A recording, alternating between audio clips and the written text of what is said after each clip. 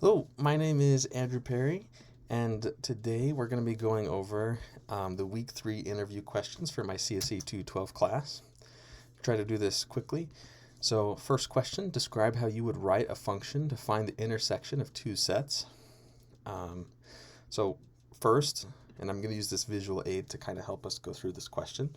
Um, the intersection of two sets, if we represent each set as a circle, the intersection would just be where they intersect. So this green area here is what we want to find.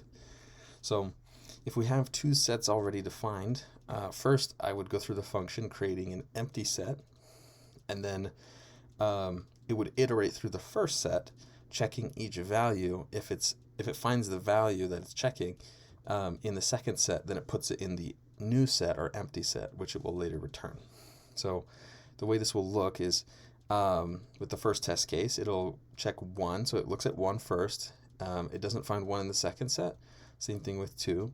And then when it gets to 3, it sees that 3 is in the second set, and it returns the value 3 to the new set. And it only iterates through the first set. So once it gets to 3, it ends there, and then it just returns the 3. So a set of 1 integer 3. And then the second test case, as it goes through each number, it finds all of them also in the second set. So it'll return the set 1, 2, 3.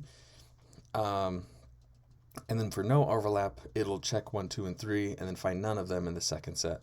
And so it would return an empty set. And then this actually has a time complexity O of n, because as we do need to iterate through each value of the first set, but we don't need to iterate through each value of the second set as we search for the values from the first set. And the reason is because a set allows an O of 1 time complexity for lookups. So we can know if there's a value in the second set with an O of 1 time complexity, and then just iterating through the first set O of n. So altogether, it's an O of n function to get the overlap there. For the second question, describe how you would write a function to find the union of two sets. We're actually going to use a similar strategy. So for this one, we're going to have an empty set, start it with an empty set, and then we're going to iterate through the first set. And then with going through the first set, we're going to remove the values that it finds from the second set. So for 1, what it's going to do is it'll go through 1, 2, and then when it finds 3, it'll put 3 in the new set as well as 1 and 2.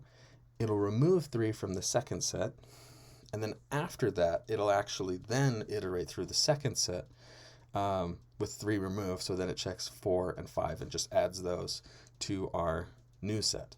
And this has a time complexity of O of n as well, because even though it has to iterate through both sets instead of just the first, it's not a nested loop. And so it's just put after the for loop for the first set, and so it has a time complexity of O of n. And then the way this would look for the rest of the test cases is it'll check 1, 2, and 3, remove those from the second set from here, and then when it goes to the second set, it won't have anything to really iterate through. And then for the third one, it'll go through 1, 2, 3, and then 4, 5, 6. All right, and then that should be it.